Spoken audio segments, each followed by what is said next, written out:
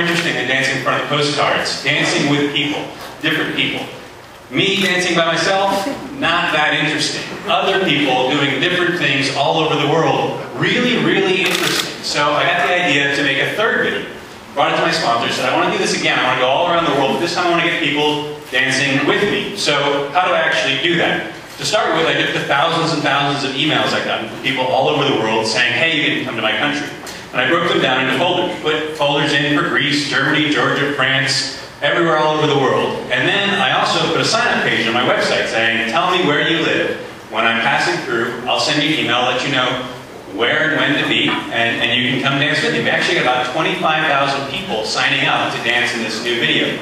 So then we had to prioritize and break it down by country, where we had the most people signed up. When I say we, I mean my girlfriend Melissa and I. We sort of divided the responsibilities down the middle in a fair and equitable way. We have the lady of collaboration and money. She does the spreadsheets and the invoices, and this total animal.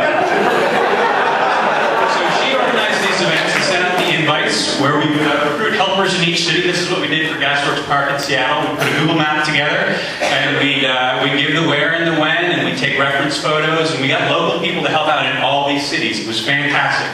Then we'd set up the events, and this was Madrid, where we got 180 people out to dance. There was some overhead to deal with, some legal issues. We had to get everybody signed up, get the release forms so we could use their images. When you're dealing with a sponsor, you have to do things like that. But it actually gave us an opportunity to meet and greet everybody who was dancing. And then we would do these dancing shoots, which were really easy, took a few minutes, loads of fun every single time.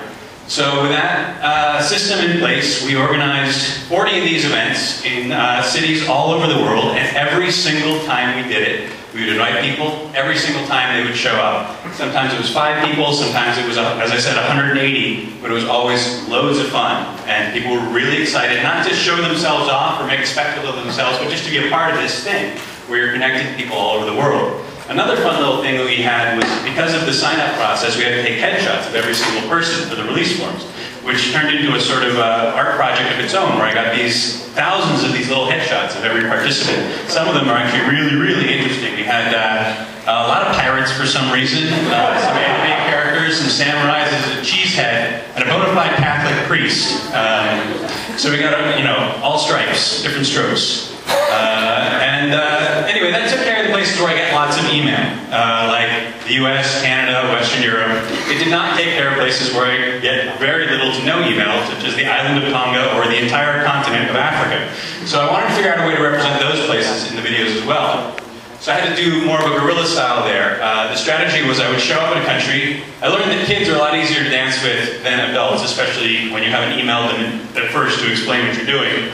And so I would set up the camera. Take one would usually be kind of weird because they didn't get what I was doing. I was just standing there and they were looking at me. Take 2 was usually gold. Take 3, the wise ass effect would take hold. 1 or 2 kids would go up to the camera and go, woo!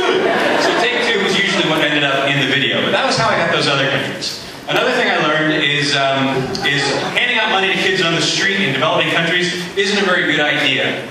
It's not a good strategy. So something I learned was to seek out schools, talk to teachers, explain what I wanted to do, and make a donation to the school in exchange for time with the kids. That actually benefited them instead of just handing them change, which is messy. Anyway, occasionally we would also hire Bollywood dance troupes to fill things out, but I'm out of slides now, so that's another story.